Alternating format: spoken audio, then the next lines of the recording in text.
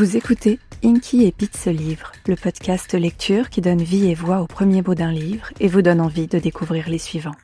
En ce mois de janvier 2026, ce sont vos meilleures lectures de 2025, vos Inky Pete, vos Wishky Pete, qui se livrent pour créer et illuminer ensemble l'Inky Pete de 2026. Coucou les mordus, moi c'est Yayamus, je fais des chroniques sur les réseaux, sur les livres que j'ai aimés ou pas aimés, et j'ai un podcast qui s'intitule Pas de panique, prends un livre.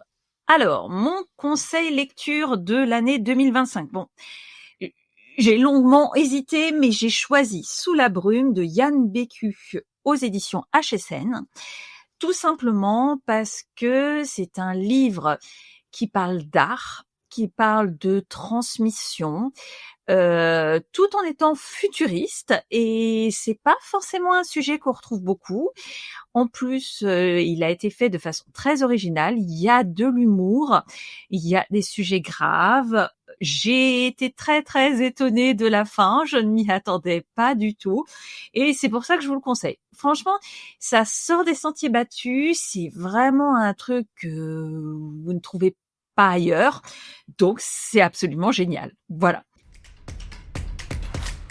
Place au Wishky Pete.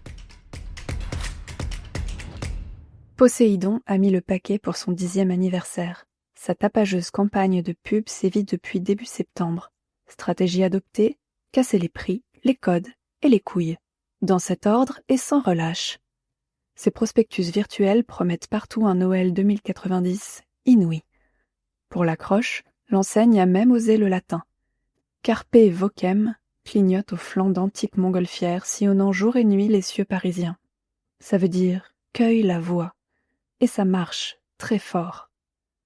Assis sur une poubelle 2 fois plus propre que son caban verdâtre, Arthur Pivert grelotte. 1 heure qu'il est perché là-dessus, entre les perrons 17 et 19 de la rue Montorgueil, de manière à surveiller le trottoir d'en face sans trop gêner le passage. La nature est en train de lui infliger une raclée méthodique. Le gel s'immisce entre les mailles de son bonnet et lui mordit le crâne. Un vent vicelard lui fesse les joues. Chaque bourrasque lui meurtrit le nez, les bronches. Ses doigts sont gourds. Mince alors, il ne sent plus ses pieds. C'est la crève assurée s'il ne s'abrite pas bientôt. Or la gigaboutique Poséidon trône à 20 mètres. Ouverte, climatisée. N'empêche, il hésite encore. Son regard reste braqué vers les chalands qui émergent tour à tour du numéro 22. Smala entière, groupe d'amis, solitaire, petit couple. Ça en fait du monde, même pour un jeudi matin. Heureusement que le manège est rodé. Ils sont entrés via le sas de la rue Montmartre, de l'autre côté du bâtiment. 30 minutes à l'intérieur, et par ici la sortie. En plein blizzard, dans la gadoue pétrifiée, pile sous l'œil au beurre noir d'Arthur. Combien de quidam a-t-il vu quitter la boutique depuis son perchoir? Dur à dire. Des tas. Près de 100. Tous avaient apporté un vieux bibelot, peinture, céramique ou manuscrit, avec l'espoir que Poséidon y repêche au moins une séquence audio valable. Quelques belles causeries d'antan qui feraient leur fortune. Et voilà, 1 demi-heure plus tard, ils sont fixés. Détail utile, il n'y aura pas de seconde chance. Le bibelot interrogé n'est plus qu'un tas de poudre jaunâtre au fond d'une banale urne en porcelaine.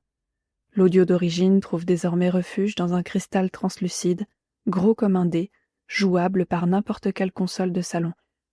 Surtout, exemplaire unique et impossible à dupliquer. Le sacrifice du bibelot a-t-il valu le coup? Pas la peine d'être rentré à la maison pour en avoir le cœur net. Post-interrogatoire, chacun s'est jeté sur les feuillets de retranscription fournis avec l'urne et le cristal. Un simple coup d'œil a révélé si la pêche a été bonne, si le passé a mordu, ou non, et s'il raconte une histoire.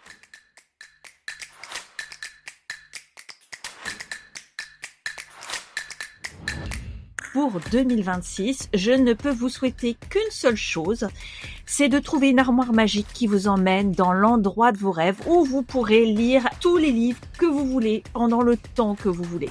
Bref, Narnia version bibliophage. Voilà, bisous bisous. Et à demain pour découvrir un nouveau Wishky Pete.